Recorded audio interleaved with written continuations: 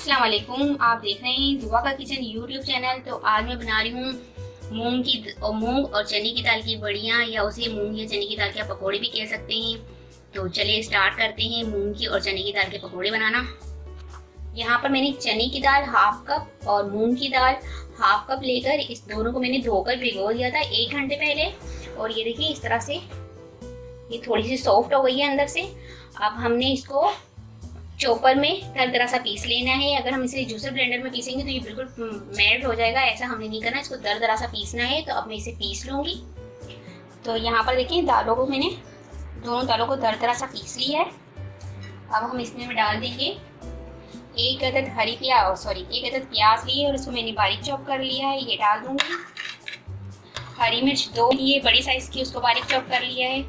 हरा धनिया हस्बे जायका जितना आपको चाहिए, मैंने 3 टेबल स्पून लिया है बारीक चॉप करके, ये डाल देंगे इसमें। कुटी हुई लाल मिर्च 1 teaspoon, baking soda half tea spoon, नमक 1 टीस्पून, हस्बे जायका, अदरक लहसुन पेस्ट 1 टीस्पून। इसे अब हम हाथों की मदद से मिक्स कर लेंगे। इसमें हमने पानी वानी नहीं डालना, बस अब इसकी हम पकौड़े बनाकर इसे फ्राई कर लेंगे। इसे आप मूंग दाल पकौड़े भी कह सकते हैं, मूंग और चने की दाल के पकौड़े भी कह सकते हैं, या आप इसे मूंग चने दाल की बड़ियाँ भी कह सकते हैं। ये मिक्स हो चुका है, तो अब हमने इसके पकौड़े बनाकर फ्राई करना है। तो ये देखिए यहाँ पर ऑयल गर्म हो चुका है।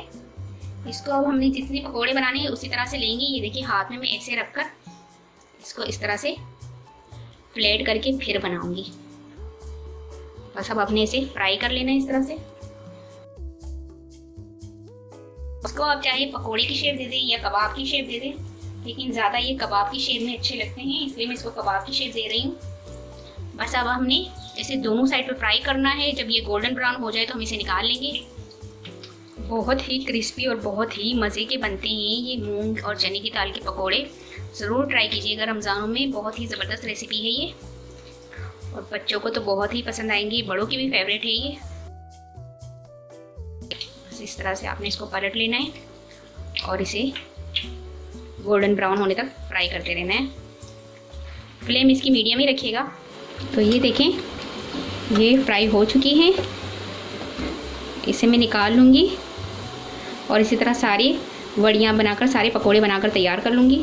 तो ये देखिए वड़ियाँ हमारी मूंग की दाल के पकोड़े बनकर हमारे फ्राई होकर तैयार हो चुके हैं। ये मैं आपको दिखाती भी हूँ ये कितने खस्ता से बने हैं, ये देखिएगा। देखिए कितने खस्ता ये बने हैं।